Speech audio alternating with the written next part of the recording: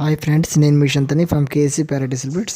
Friends, ఇప్పుడు వీడియోలు పెడుతున్నాను కదా. ఫైనల్గా 2 చిక్స్ అనేవి అవైలబుల్గా ఉన్నాయి.